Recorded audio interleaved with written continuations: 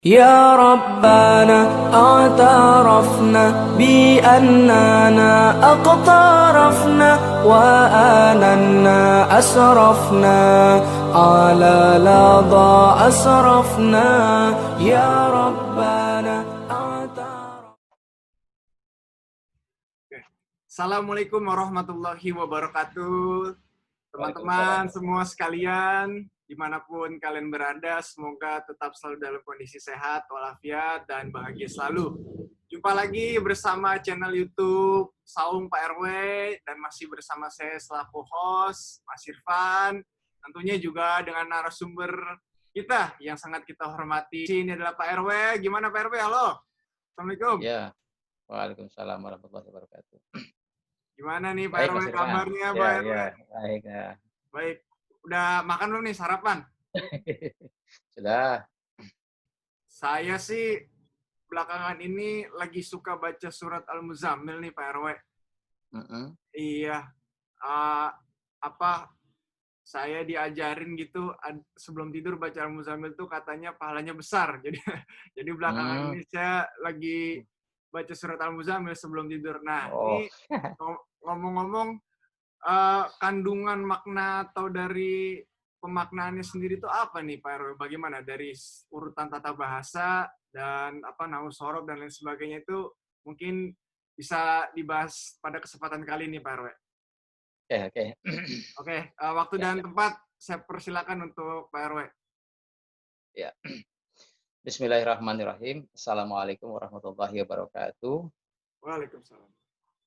Alhamdulillah wassalatu wassalamu ala Rasulillah amma ba'du.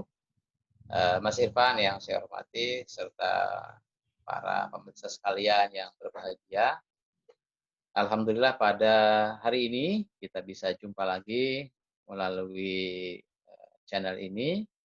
Semoga menambah wawasan kita, sekaligus juga menjadi masukan buat kita dan untuk kita amalkan. Hadirin sekalian, seperti pertanyaan yang sudah dilontarkan Mas Irfan tadi, kalau baca Quran ya tentu bukan hanya surat Al-Muzammil yang pahalanya besar. Semua Al-Quran, semua ayat-ayatnya juga kalau kita baca ya semuanya bermanfaat. Hadirin sekalian, berkaitan dengan surat Al-Muzammil, itu bicara soal orang yang berselimut. Ya, kita mulai aja deh ya langsung ke ayatnya. Bismillahirrahmanirrahim. Ya ayyuhal muzammil. Nah, Al-Muzammil ini diterjemahkan menjadi orang yang berselimut. Kalau misalnya orang yang tidur kemudian dia pakai selimut, biasanya orang tidurnya pakai pendingin lah. Atau orang yang tidurnya di tempat-tempat yang dingin. Tentu orang yang tidak pakai pendingin atau orang yang di daerah-daerah panas misalnya, tentu biasanya mereka tidur tidak pakai selimut kan gitu ya. Nah sekarang kalau ini kan bicaranya Al-Quran. Al-Quran itu kan bicaranya berlaku untuk semua orang, semua bangsa kan gitu. Jadi bicara Al-Muzammil itu orang yang berselimut, apakah selimutnya kredongan ini kan gitu ya, kalau orang Betawi itu kredongan. Apakah selimutnya selimut dalam arti kain yang menutupi buku atau selimut lain kan gitu. Hadirin sekalian, karena pesan yang ingin disampaikan ada pada ayat-ayat berikutnya, maka kita pahami dulu Al-Muzammil itu siapa. Kalau dari sisi bahasa ada ya ayyuha, itu namanya huruf nida, huruf untuk memanggil. Berarti Al-Muzammil adalah orang yang dipanggil, ya, namanya munada istilah. Nah, siapa yang memanggil dan siapa yang dipanggil? Tentu karena ini Al-Quran, maka yang memanggil adalah yang memberi firman dalam Al-Quran, yaitu Allah. Allah memanggil kepada si Al-Muzammil. Nah, Al-Muzammil itu siapa? Kalau mungkin karena dulu turunnya kepada Nabi Muhammad, maka Al-Muzammilnya kepada Nabi Muhammad. Nah, sekarang Al-Muzammilnya siapa? Al-Muzammil adalah kepada yang membaca Al-Muzammil. Yang membaca Al-Muzammil itu siapa? Ya, kalau kita yang merasa membaca, kita merasa terpanggil, maka Al-Muzammilnya adalah kita. Berarti kalau Nah, saya baca, berarti saya juga termaksud ya, Pak RW ya? iya, Anda, saya, dan siapa saja yang membaca surat ini, kalau hatinya merasa terpanggil, maka dia adalah Al-Muzammil. Tapi kalau dia baca biasa-biasa saja, nggak ada efek apa-apa, apalagi dia baca dan dia tidak ngerti sama sekali, ya mungkin dia bukannya Al-Muzammil kan gitu ya. Oke, kita lanjut ya. Al-Muzammil ini orang yang berselimut. Tentu selimutnya bukan selimut dalam arti kain yang menutupi badan. Tapi selimutnya berkaitan dengan ilmu. Artinya selimut ini sesuatu yang menutupi. Nah, sekarang ayat berikutnya, ya ayyuhal muzammil, dipanggil, kemudian setelah dipanggil suruh ngapain? Nah, qumil laila illa qalila. Kum itu bangun. Bangunlah di waktu malam. Illa qalila, kecuali sedikit aja. Artinya bangunnya lebih banyak, tidak bangunnya atau tidurnya itu mungkin lebih sedikit gitu ya. Nah, kadang-kadang begini, suka dipersepsikan, suka diterjemahkan bahwa bangun malam itu mau ngapain, bangun malam itu mau sholat tahajud, gitu ya. Padahal ayatnya masih koma nih. Kalau di mushaf itu kelihatan itu ya, ada wakof, tanda wakof di atas itu ada lam kecil gitu ya. Lam Iya. kecil artinya ya ada ya. Nah, lam kecil itu artinya jangan berhenti ya. Artinya kalimatnya belum titik itu ya, belum masih koma, masih berlanjut. Jadi jangan disimpulkan dulu. Jadi baca dulu lanjutannya sampai ketemu titik, sampai ketemu tanda baca wakof ya. Jadi kalau itu bacanya belum berhenti. Pengertiannya juga belum sampai di situ. Jadi jangan diartikan dulu bangun untuk sholat tahajud ya.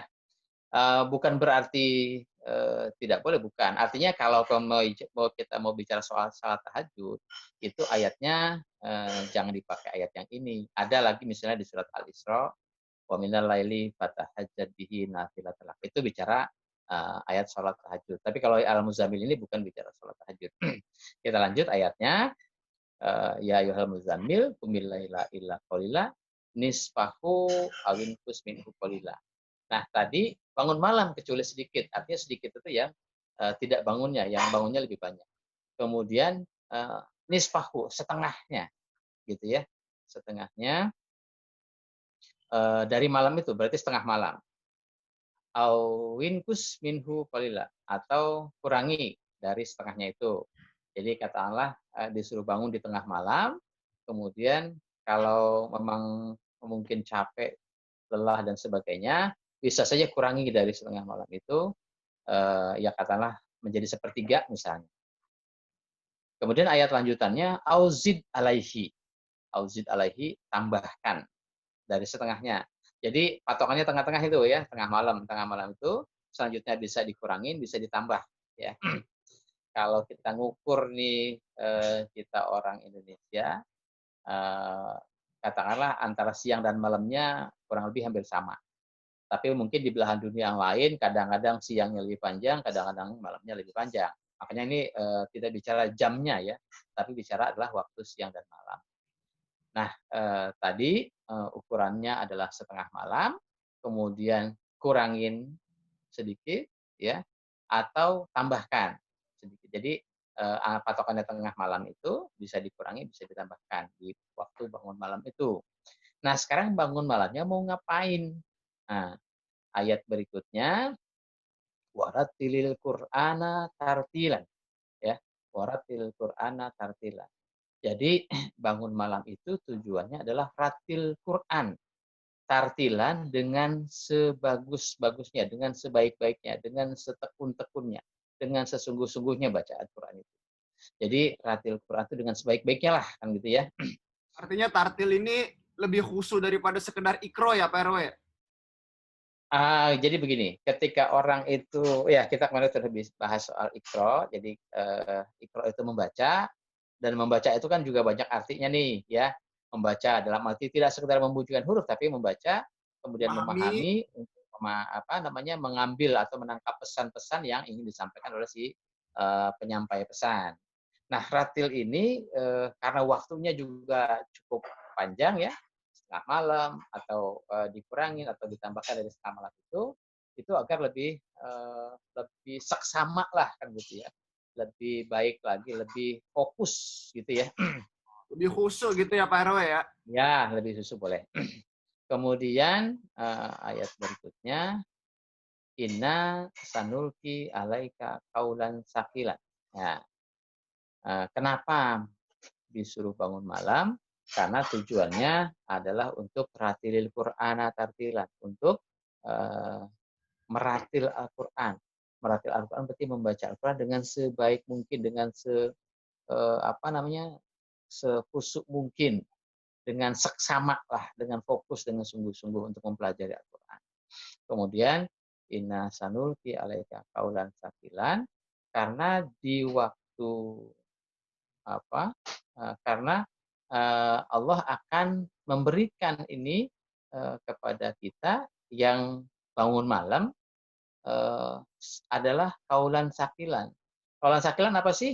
Nah, kalau sering diterjemahkan, kaulan sakilan itu kalimat atau perkataan yang berat. Nah, tentu kalau perkataan yang berat ini relevansi bahasanya ya. Kalau kalimat atau perkataan itu mungkin bukan berat kali ya. Kalau berat itu kan biasanya materi ya, ada ukurannya. Tapi kalau kalimat atau perkataan ini ya mungkin lebih berbobot lah gitu ya. Jadi dengan hasil bangun malam, kemudian meratil Al-Qur'an, membaca Al-Qur'an dengan seksama, dengan sesungguh-sungguhnya, dengan dengan mantap lah kan gitu, maka nanti hasilnya adalah dari bacaan Al-Qur'an itu kita akan mendapatkan kaulan sakilan ya. Kaulan sakilan itu perkataan dari Al-Qur'an itu atau ilmu dari Al-Qur'an itu adalah ilmu yang berbobot, ilmu yang hebat kan gitu ya. Jadi misalnya kalau kita sudah membaca Al-Qur'an ini, kemudian kita memahami, mendalami maknanya dan seterusnya, maka setelah itu kita punya wawasan yang luas nih dari apa yang kita baca. Kita punya ilmu yang mantap dari Al-Qur'an. Maka selanjutnya ilmu itu kan nanti akan akan mengalir, akan keluar lewat ucapan lisan. Jadi ilmunya akan digemakkan dalam lisan kita. Itulah nanti yang menjadi kaulan sakilan, ilmu yang berbobot gitu ya. Kemudian kenapa juga di waktu malam? Inna nasyi'atal laili hiya asyaddu wat'an wa huwa muqilan ya. Inna nasyi'atan, sesungguhnya yang bangun di waktu malam itu dia menjadi lebih kuat ya, atau menjadi lebih lebih berkelas lah ya. Jadi Gitu. jadi begini, karena kan suasana malam itu kan lebih hening, lebih sunyi, lebih senyap ya dibanding misalnya siang. Kalau kita belajar di waktu malam itu karena suasananya hening, sehingga belajarnya penuh konsentrasi, nggak ada gangguan, nggak bising dan sebagainya. Beda kalau misalnya belajarnya siang. Kalau belajarnya siang itu kan banyak gangguan lah, mungkin dengan suara-suara bising di luar atau dengan banyaknya lalu lalang orang dan seterusnya. Tapi kalau di waktu malam karena suasananya sepi, hening, sunyi, maka orang kalau belajar itu lebih konsentrasi, lebih fokus, sehingga hasil yang didapat pun lebih baik gitu ya. Kemudian innalaka finnahari sabhan tawila. Karena sesungguhnya di siang hari itu kamu Anda punya kesibukan yang banyak, kesibukan yang panjang. Jadi ya mungkin kalau Mas Irfan sebagai mahasiswa, siang itu disibukkan dengan kegiatan-kegiatan kemahasiswaan. Yang pelajar siangnya disibukkan dengan kegiatan-kegiatan sebagai pelajar. Yang bekerja siangnya disibukkan dengan pekerjaannya. Yang usaha, yang ibu rumah tangga dan sebagainya, siangnya punya kesibukan-kesibukan ya dengan profesi masing-masing.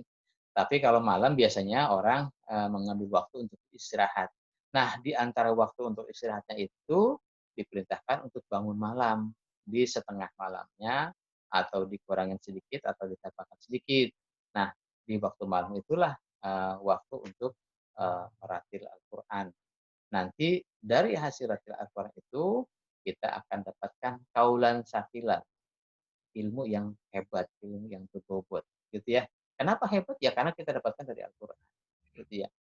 Kemudian waktu malam itu waktunya hening, sunyi, sehingga itu lebih menguatkan untuk menyerap informasi, menyerap ilmu-ilmu yang kita dapatkan. Siangnya kita punya kesibukan yang panjang lah, kan gitu ya. Jadi hadirin sekalian, kita harus membagi waktu nih. Kalau yang merasa terpanggil, sebagai Al-Muzammil. Kalau Mas Irfan, saya, dan kita semua ini merasa terpanggil sebagai Al-Muzammil, maka mulai sekarang kita sudah harus membagi waktu kita nih. Siang waktunya untuk kesibukan-kesibukan kita sehari-hari, apapun profesi kita, kemudian malamnya waktunya dibagi untuk istirahat.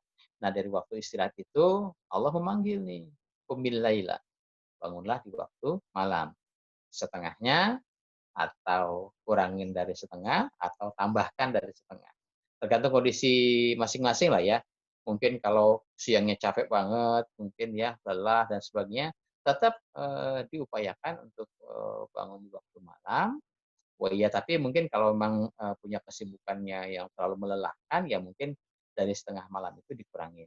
Tapi kalau mungkin siangnya tidak terlalu banyak beban, ya mungkin setengah malamnya bisa ditambahkan. Atau memang pakai patokan setengah malam yang standar misalnya. Ya, nah itu diupayakan untuk melakukan atau mempelajari Al-Quran. Hadirin sekalian, kalau ditanya ini hukumnya apa, kan gitu ya. Nah, kadang-kadang begini ya, kita ini kalau sebagai mukmin sudahlah, kalau ada perintah dari Allah, jawabannya samina ata'na. Ya, kita dengar, kita tanggapi, kita pahami perintah ini, kemudian ata'na, laksanakan. Tidak usah banyak bertele-tele kan gitu. Tapi kalau ini hukumnya apa, wajib apa sunnah, nanti kalau wajibnya bagaimana, sunnahnya bagaimana, kadang ini cuma menjadi alasan-alasan kita saja untuk tidak mau menunaikan perintah ini. Jadi ingat ya, ini diawali dengan kum, itu fi'il amr. Fi'il amr artinya kata perintah. Siapa yang memerintah? Yang memerintah Allah lewat Al-Quran. Siapa yang diperintah? Ya anta, kan gitu. Kamu, kalian, kita semua. Kalau merasa diperintah, kalau merasa terpanggil, kalau nggak merasa terpanggil sudah nggak masalah, kan gitu ya. Tapi Allah memerintah, Allah memanggil kepada yang merasa terpanggil. Kalau kita nggak merasa terpanggil, ya sudah nggak usah menunaikan kewajiban ini, nggak usah menunaikan perintah ini, ya. Tapi nanti pun juga kalau tidak menunaikan perintah ini, ya tidak akan mendapatkan kaulan sakilan. Begitu. Kemudian ayat berikutnya, wazkur. Nah, wazkur isma rabbika wa tabattal ilaihi tabdila. Uzkur itu nanti menjadi zikron, ya, zikir. Cuma kadang-kadang kita ini zikir itu ada yang sebutlah nama Tuhanmu atau ingatlah nama Tuhanmu, kan gitu ya. Nah ingat tentu di sini juga uzkur atau kalimat lengkapnya wazkur isma rabbika. Kalau dibaca sambung wazkur isma rabbika. Ingatlah, sebutlah, tentu bukan sekedar nyebut, bukan sekedar ingat, kan gitu ya. Kalau misalnya kita mungkin pergi jauh ya, mungkin kuliahnya di luar kota. Kemudian ingat sama orang tua nih kan gitu ya. Sebut-sebut nama orang tua. Tapi apakah cuman ingat doang? Apakah cuman nyebut-nyebut nama orang tua doang? Tentu tidak sekedar itu. Ketika kita ingat orang tua, kita menyebut nama orang tua yang jauh di perantauan barangkali, kan tentu kita ingat pesannya orang tua. Nak, kamu kuliah di mana? Nah, gitu ya, di sini jauh dari orang tua. Mungkin pesan-pesannya orang tua adalah ya belajar sebaik-baiknya dan seterusnya dan seterusnya. Jadi wazkuris ma'rofika, sebutlah nama Tuhanmu, ingatlah nama Tuhanmu, ingat isma atau isim yang pernah kita bahas kemarin dalam kajian Bismillah atau kajian Al-Alaq. Isma itu, isim itu adalah isme, ya, isme itu ajaran, ya. Jadi ingatlah, sebutlah, pelajarilah ajaran Tuhanmu. Jadi ketika kita mengingat, kita mempelajari, ketika kita menyebut ajaran Allah ini, tentu bukan sekedar diingat doang, tapi diingat dalam rangka menunaikan.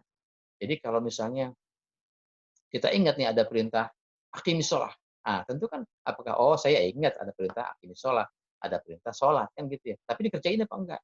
Nah, tentu wazkurisma rabbika ini adalah dari hasil tadi kita mempelajari Al-Qur'an, kemudian kita dapatkan nih kaulan sakilan, kalimat atau ilmu yang berbobot dari Al-Qur'an itu, ilmu yang hebat dari Al-Qur'an. Maka setelah kita mendapatkan ilmu yang hebat ini, kita mendapatkan ilmu yang berbobot ini, ilmu yang berkelas, yang berkualitas ini dari Al-Qur'an, maka wazkurisma rabbika, maka ilmu itu senantiasa kita ingat, senantiasa kita bawa dalam kehidupan kita.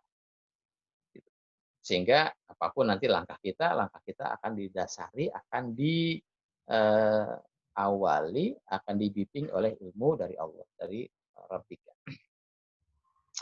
Kemudian Rabbika itu siapa? Kan gitu.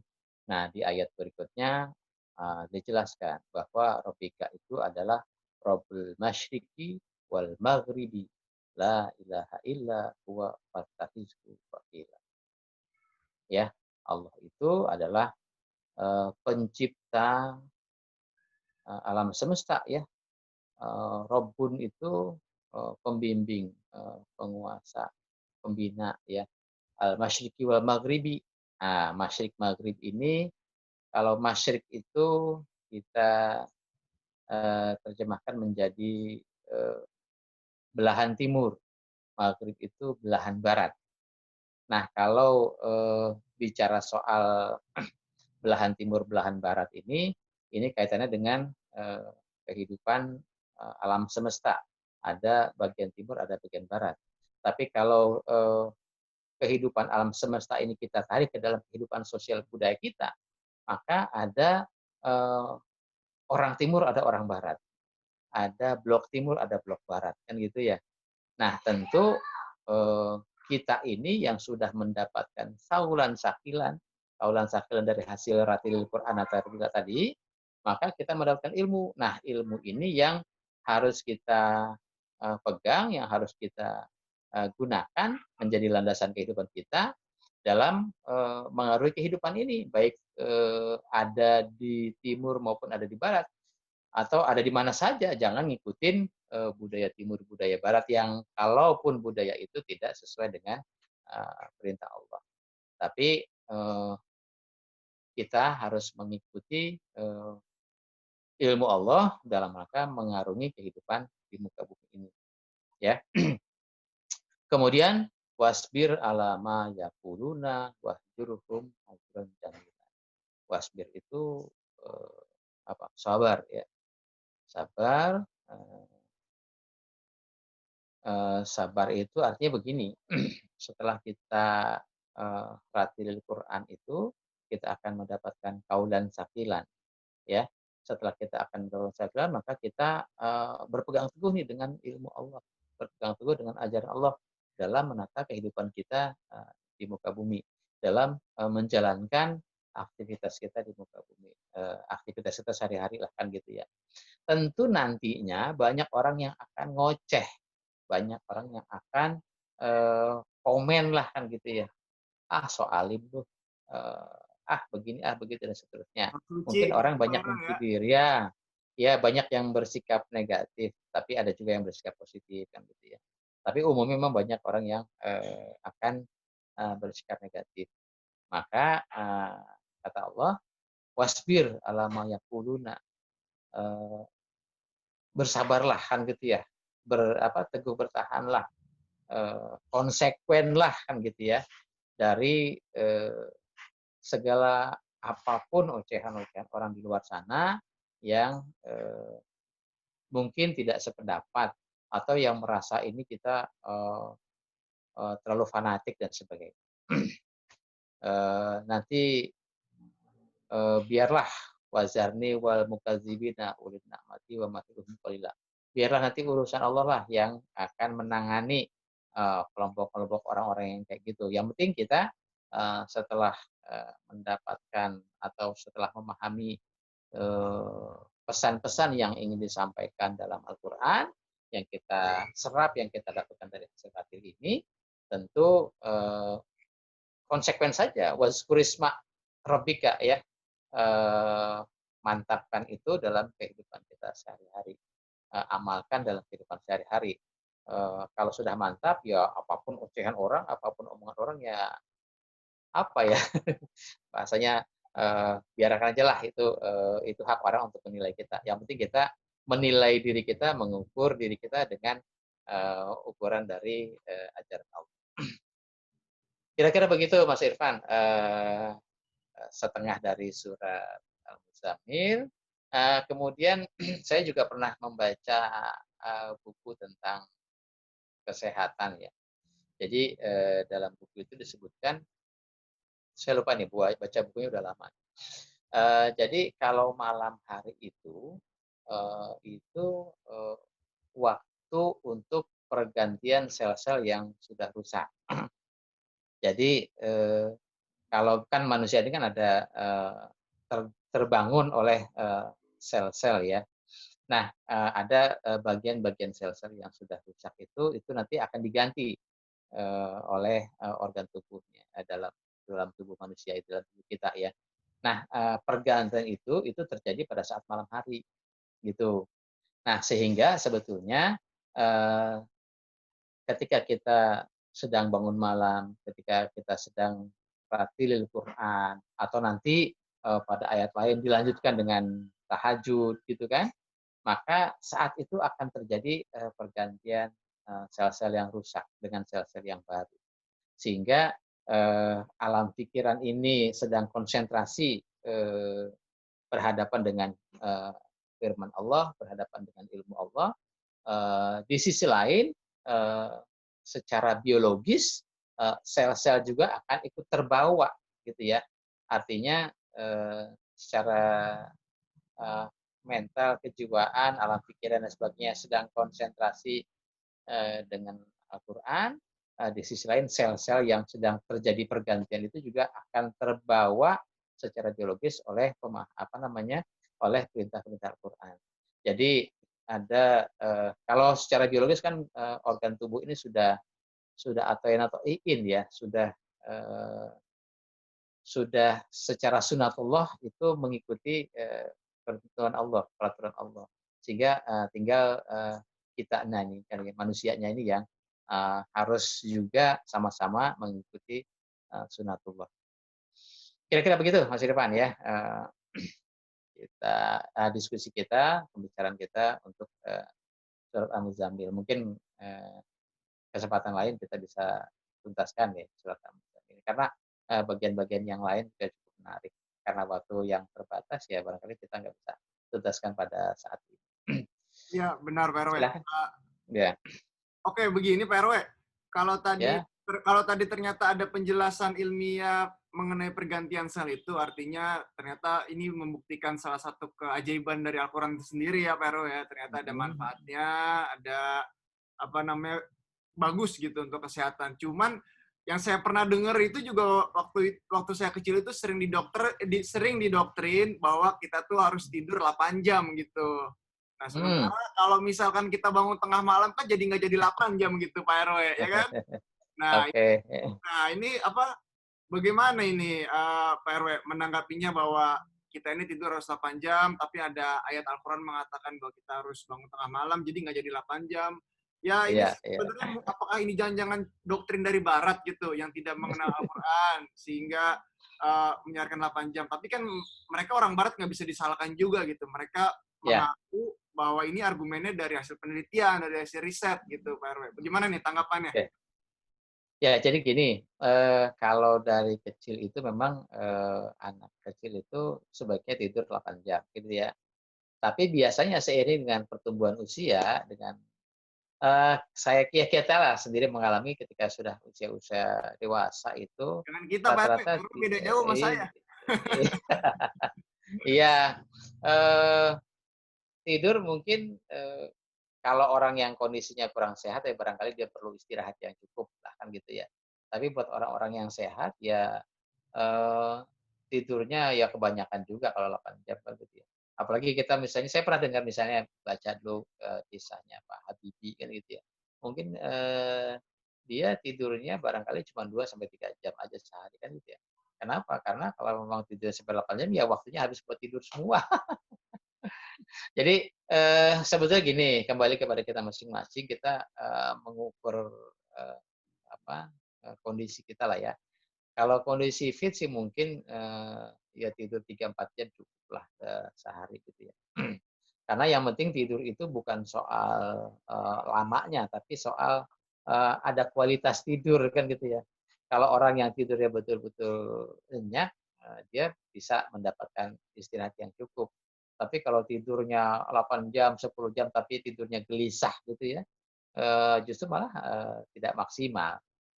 Kayak misalnya, mungkin ya, supir-supir yang bekerja di malam hari, itu juga mungkin, kan waktu malamnya dia nggak malah malah nggak sempet tidur, tapi, ketika dia jam istirahat, dia maksimalkan betul waktu istirahatnya, sehingga walaupun dia tidurnya sejam, 2 jam, ya tapi dia, bisa mendapatkan waktu yang maksimal untuk istirahat, gitu ya. Jadi bukan ya mungkin kalau usia buat anak-anak okelah, butuh 8 jam karena masih masa pertumbuhan.